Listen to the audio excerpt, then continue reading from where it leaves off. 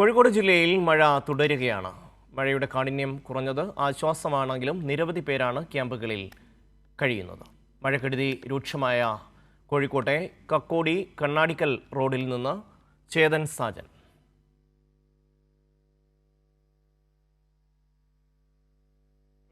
ാണ് മഴ പെയ്യുന്നത്. മഴയുടെ ശക്തി കാഠിന്യം കുറഞ്ഞത് വലിയ രീതിയിലൊരു ആശ്വാസം തന്നെയാണ്. കഴിഞ്ഞ 2 ദിവസത്തേക്കാൾ മഴ അല്പം നേരിയ തോതിൽ കുറഞ്ഞിട്ടുണ്ടെങ്കിലും ആശങ്കകളൊന്നും വിട്ടൊഴുകുന്നില്ല.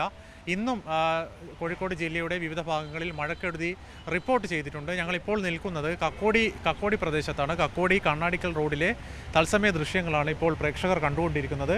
നിരവധി ആൾക്കാരെ ഇവിടെ നിന്ന് മാറ്റി താമസിപ്പിച്ചിട്ടുണ്ട്. ഏകദേശം 400ഓളം ആളുകളെ സമീപത്തെ ക്യാമ്പായ പ്രൊവിഡൻസ് കോളേജിലേക്ക് മാറ്റി താമസിച്ചിട്ടുണ്ട്. വെള്ളം കുത്തി ഒലിക്കുകയാണ്.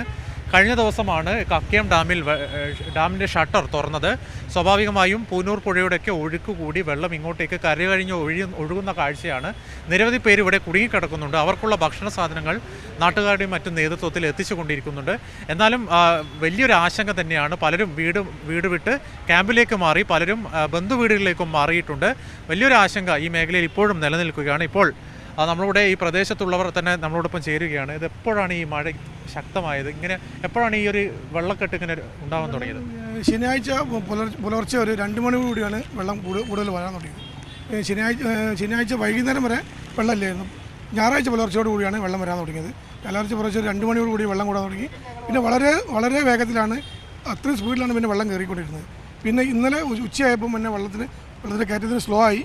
പിന്നെ ഇന്ന് രാവിലെ വീണ്ടും രണ്ടാമത് കയറാൻ തുടങ്ങി. എല്ലാ വർഷവും ഇങ്ങനെ വെള്ളക്കെട്ടുണ്ടാവേണ്ട സ്ഥലമാണോ?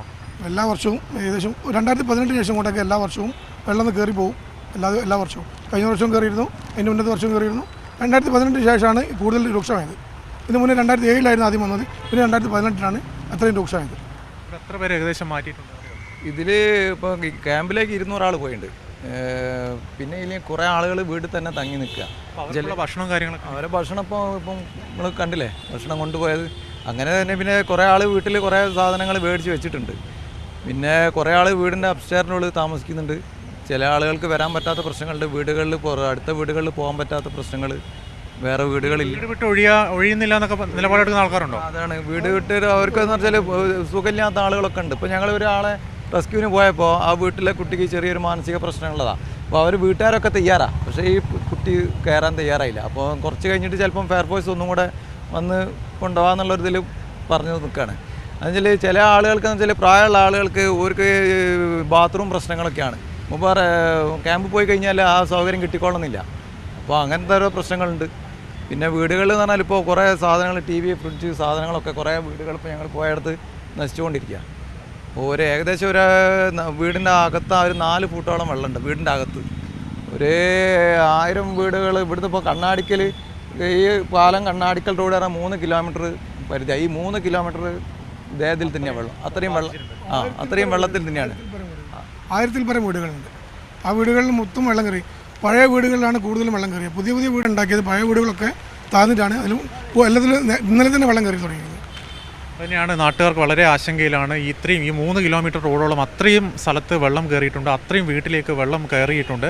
ഒരു കാര്യം നമ്മൾ പ്രത്യേകം ശ്രദ്ധിക്കേണ്ടതുണ്ട്. ഇഴജന്തുക്കളും അതുപോലെ തന്നെ ഈ എലിപ്പനിക്ക് കാരണമാകുന്ന മറ്റ് കാരണങ്ങളൊക്കെ ഈ വെള്ളത്തിലുണ്ടാകും. സ്വാഭാവികമായും നമുക്കൊന്ന് പറയാനുള്ളത്, ഇതൊരു ടൂറിസ്റ്റ് സ്പോട്ടല്ല. നിരവധി പേർ പല ഭാഗങ്ങളിലും, ഇവിടെ മാത്രമല്ല പല ഭാഗങ്ങളിലും ഈ ടൂറിസ്റ്റ് സ്പോട്ടുകളായി ഇങ്ങോട്ട് ഇറങ്ങുന്ന ഒരു കാഴ്ച നമ്മൾ കാണുന്നുണ്ട്. അങ്ങനെ ചെയ്യരുത്. എല്ലാവരും വീട്ടിലിരിക്കുക. അധികൃതരുടെ ജാഗ്രതാ നിർദ്ദേശം പൂർണ്ണമായും അനുസരിക്കുക. ക്യാമറമാൻ ജോൺസൺ KG-ക്കൊപ്പം ചേതൻ സാജൻ, കൈരളി ന്യൂസ്, കോഴിക്കോട്.